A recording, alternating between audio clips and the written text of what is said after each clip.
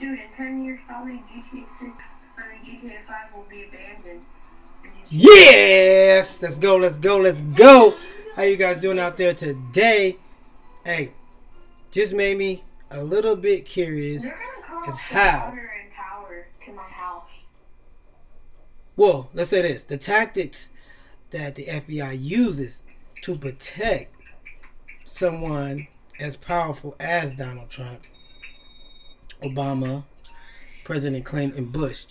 But this video is the most craziest, insane things that they do to protect the most powerful people in the world. Hey, let's get into the video. Let's get into the video. Let's get into the video. Let's get into the video. Let's get into the video. Sorry about that. Let's get it in. And those tasked with protecting the nation's chief executive must be ready for absolutely anything. Threats to the president are unpredictable by nature, but over the years, the Secret Service has developed an incredibly deep bag of tricks when it comes to threat detection, security, and emergency response. Here are 10 insane tactics that you probably didn't know the Secret Service employs to keep those who have led our country safe and sound.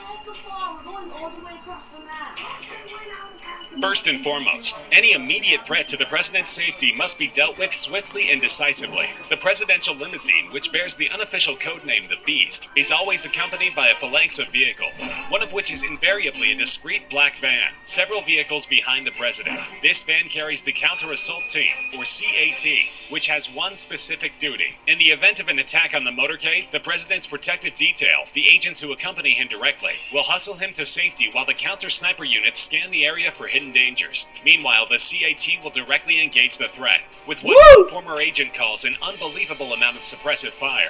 A detail on the counter-assault team is incredibly difficult to land. Perhaps 10% of those that subject themselves to the rigorous application process are accepted. CAT agents are strong, fast, and trained in heavy weaponry under conditions designed to throw off their aim. Fortunately, the team has never had to deploy, and they hopefully never will, but it must give the president peace of mind to know that even a heavy threat can be met with an equally heavy response. Dang! The Beast itself is a heavily modified Cadillac limousine, with emphasis on the word heavily. It's weighed down with over 7 tons of armor, which is up to 8 inches thick, heavy enough to stop an improvised explosive device or high-caliber gunfire. But Secret Service agents must be prepared for every possible scenario, and in the event that the president does sustain an injury, he wouldn't have to wait to get to the hospital for treatment to be administered. That's because of a special feature in the trunk, a fully equipped blood bank, with plasma matching the president's type. Agents are fully trained in emergency medical procedures, with a focus on 10-minute medicine. That is, keeping the president alive long enough to get to a trauma center, one of which is always nearby whenever the president's travel route is planned. This focus on quick medical intervention saved the life of President Reagan when he was shot in 1981. His injury was initially thought to be minor, and he was en route to the security of the White House before an agent correctly diagnosed a punctured lung and rerouted the president to a local hospital. Agents also spend a great deal of time assessing potential threats, which can be challenging in a country that prizes free speech. Even obvious jokes about attempts on the president's life must be investigated. And if there is even the slightest notion that the suggestion is more than just a joke, the Secret Service goes into full-on police mode. This aspect of the job is known as protective intelligence, and its purpose is just that, to gather intelligence about the source of any potential threat, which may mean digging into their online history, interviewing friends, family, and co-workers, looking into past affiliations with sketchy organizations, or all of the above and more. If an actual threat is found to have been made, agents have their choice of 3 courses of action: issue a warning, commit the offender for a psychological evaluation, or charge them with a Class E felony, which generally carries a sentence of up to 3 years in prison. Whoa.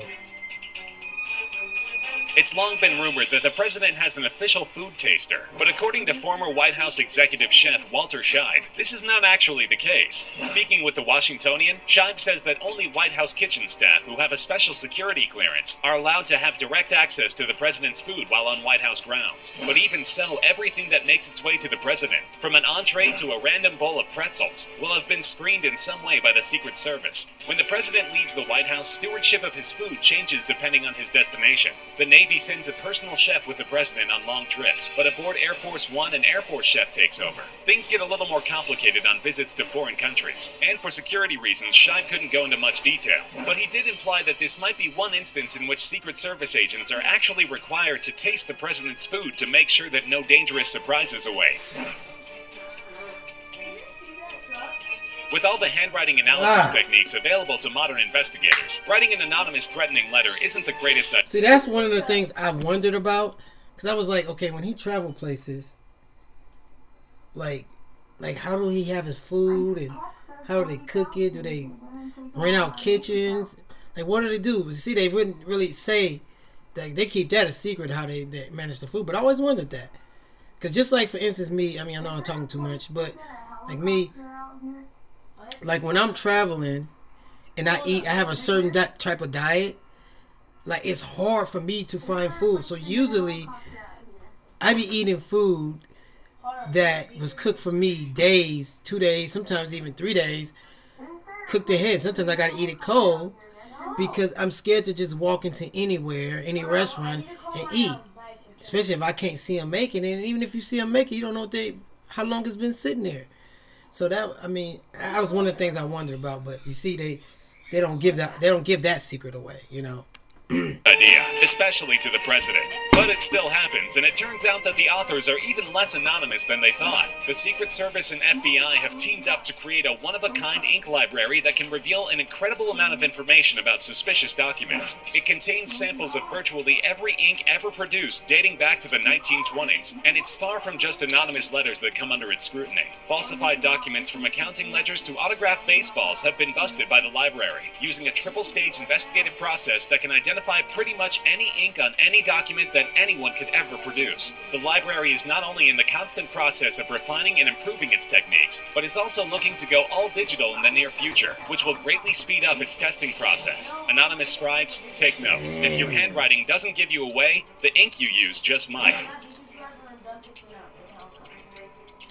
The Beast is just one in a fleet of a dozen highly modified vehicles which comprises the president's motor pool. Each one costs over $1 million and is never without its own assigned agent, a specialized mechanic who also happens to be heavily armed. Until recently, presidential limos would be bought off the lot and then modified with aftermarket products, but the stress on the vehicles caused them to keep breaking down. So beginning with the presidency of George W. Bush, the limos have been built from the ground up. In addition to the extra armor and security features, they're all equipped with fire suppression systems, airtight interiors with encrypted satellite phones, night vision cameras, and Kevlar reinforced tires. Agents assigned to drive these vehicles must undergo intensive training in defensive driving, including evasive maneuvers and high-speed precision driving and cornering. The Secret Service learned many painful lessons from the assassination of President Kennedy in 1963, and it's safe to say that a presidential motorcade is today one of the most secure places on Earth.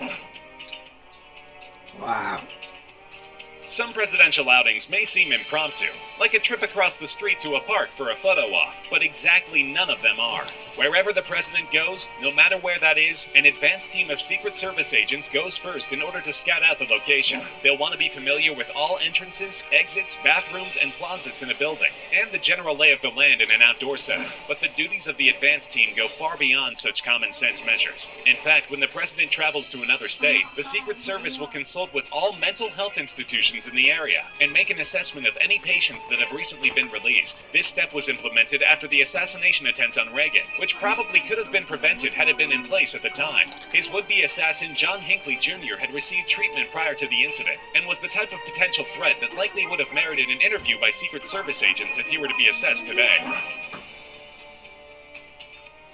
Wow. Sistema is a Russian martial arts discipline that has begun to gain a following among police, militaries, and yes, the Secret Service. Its anything-goes style of combat is tailored to extreme situations such as taking on multiple armed attackers and focuses on controlling the attacker's 6 body levers: elbows, neck, knees, waist, ankles, and shoulders, through the use of pressure points and strikes. Sistema expert Martin Wheeler detailed some of the techniques favored by the Secret Service in a Discovery Channel special. These, of course, focus on confronting an attacker with a firearm and directing the line of fire away from a target. Sistema combines fluid, natural movement with precision and explosiveness, a perfect fit for those all-too-casual-looking presidential protectors with ice in their veins.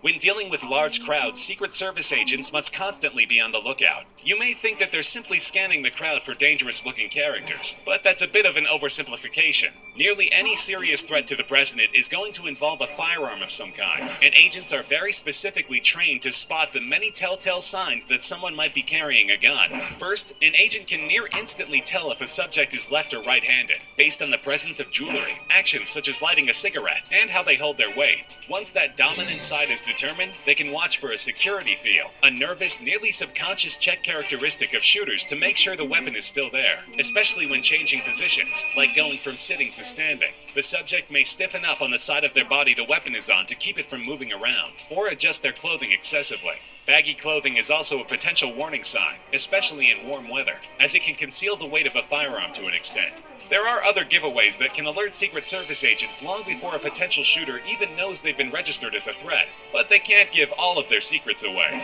Damn, that's awesome. It bears repeating that the president's protectors must be ready for literally any situation, no matter how unlikely.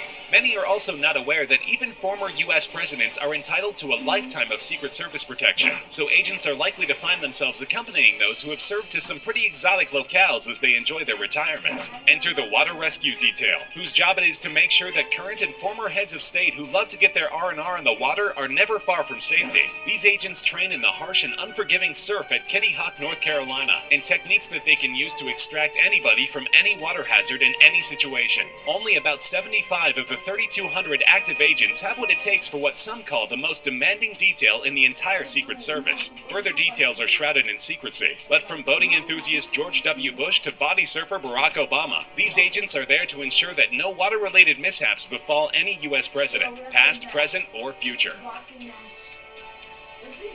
Damn! Man, that is so freaking dope. Man. Wow, that is dope, man. That is dope. But that's a lot. I mean, it goes, man, so much go into it. And then you wonder why you have to pay so much in taxes and certain type of stuff. Golly. Man, they spend a lot of money just going from here to here. Meetings. Wow, that's a lot of money. A lot of people to pay, a lot of people to train. Man, that's crazy. It's like you can be a regular police, man. You can be a regular police and you try to walk in there in the White House, they be like, dude, if you don't go outside and go give somebody a traffic ticket or something, you better get your butt up out of here. You ain't on this classification. Damn. I mean, shit. I admire that shit. I don't care for nobody. That stuff tight to me, man. That's awesome. Man, that's real, guys. That's awesome. All right, gone. That's gone, man.